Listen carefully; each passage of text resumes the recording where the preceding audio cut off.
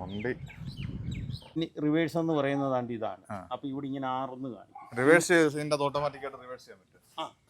നമ്മുടെ സാധാരണ സ്കൂട്ടറിലൊന്നും പറ്റത്തില്ല. ഇതിൽ പറ്റും. കണ്ടോ, ഇതിൽ ഇങ്ങനെ റിവേഴ്സ് ഞെക്കിയാൽ ഇവിടെ ഇങ്ങനെ ആറ് വരും. ഇനി തിരിഞ്ഞാ കിടക്കുന്ന വണ്ടി. ഈ താക്കോല് മഴയത്തൊക്കെ വണ്ടി ഓടിക്കണേ നമുക്ക് കീലെസ് ആണ്. ഇത് ഈ നടുക്കരത്തെ വലിയ ബട്ടണെ 2 വട്ടം ഞെക്കിയാൽ വണ്ടി ഓണായി. 2 പ്രാവശ്യം ഞെക്കിയാൽ ഇനി പഴയതുപോലൊക്കെ കൈ കൊടുത്താൽ വണ്ടി മുന്നോട്ട് പോകും.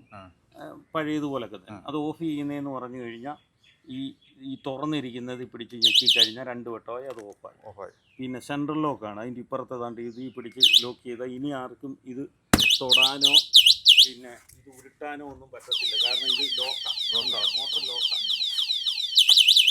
ഇങ്ങനെ അലാറം അങ്ങ് അടിച്ചുകൊണ്ടേ ഇരിക്കും. ഉണ്ടോ, മോട്ടർ ലോക്കാണ്. അപ്പോൾ അത് അൺലോക്ക് ചെയ്യുന്ന ഇവിടുത്തെ എന്ത് ചെയ്താലും അൺലോക്ക് ചെയ്തേക്കാം.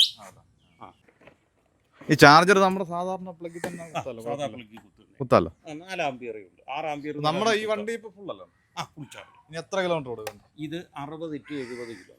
60 തൊട്ട് 70 കിലോമീറ്റർ. നമ്മൾ എത്ര ആകുമ്പോൾ ചാർജ്? 60-ന് താഴെ വന്നു കഴിഞ്ഞാൽ നമ്മളെ റിപ്പോർട്ട് ചെയ്താൽ മതി. നമ്മൾ അതിനുള്ള ബാറ്ററി മാറി തരും. ഞാൻ ചോദിക്കട്ടെ, ഈ ഒരു വണ്ടിക്ക് ഫുൾ ചാർജ് തീർന്ന് പോയി കഴിഞ്ഞാൽ എന്തെടുക്കും? ഫുള്ള് ചാർജ് തീർന്നു പോയാൽ ചാർജ് അല്ലാതെ വേറെ കംപ്ലൈന്റ് ഒന്നും വരത്തില്ല? ഫുൾ ചാർജ് തീർന്നു ഒരു കാരണവശാലും ഫുള്ള് ഡെഡ് ആവരുത്. ഡെഡ് ആകരുതെന്ന് പറഞ്ഞാൽ തീർത്ത് ഉപയോഗിക്കരുതല്ല. കാരണം ഉപയോഗിച്ച ഒരു കാര്യം പിന്നെ ചാർജ് ആവത്തില്ല. ചില ബാറ്ററി ചിലപ്പോൾ ചാർജ് ആകാതായി എന്ന് പറഞ്ഞാൽ ഇപ്പൊ നമുക്ക് 1 വർഷത്തിനുള്ളിൽ ഇങ്ങനെ സംഭവിക്കുകയാണെങ്കിൽ ബാറ്ററി മാറി തരും. കറണ്ടി കുത്തുമ്പോൾ ഇത് കുത്തണ്ട എവിടാന്ന് വെച്ചാൽ താണ്ടി ഇവിടെ ഇത് മേപ്പോട്ട് പൊക്കുക, ഇങ്ങനെ കുത്തുക. കണ്ടോ, നല്ലപോലെ കുത്തി വെക്കണം. ഇങ്ങനെ ഒപ്പിച്ച് വെക്കരുത്. എത്ര മണിക്കൂർ ചാർജ് ചെയ്യണമെന്ന് പറഞ്ഞാൽ? ഇത് ആദ്യത്തെ ചാർജ് ഇപ്പം നമ്മൾ ഫുൾ ചാർജാണ്. ഇനി നമുക്ക് 20% ഇതിനകത്ത് ബാറ്ററിയിൽ ബാക്കി വെക്കാം. 20%?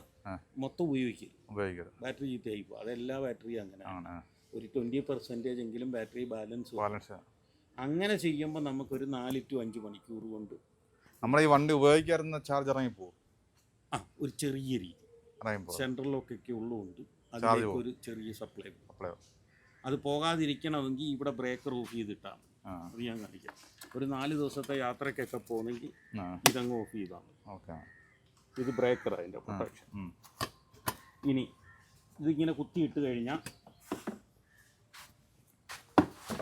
ഇതിനകത്ത് ചുവപ്പ് കത്തും. ഇത് ഫുള്ളായി കഴിയുമ്പോൾ പച്ച കത്തും. ഇനി പച്ച കത്തി നമ്മൾ ശ്രദ്ധിക്കുന്നില്ല. പച്ച കത്തിയാൽ പിന്നെ ഇതിലേക്ക് ചാർജ് കയറത്തില്ല. നമുക്ക് കറണ്ട് ചാർജും ആകത്തില്ല.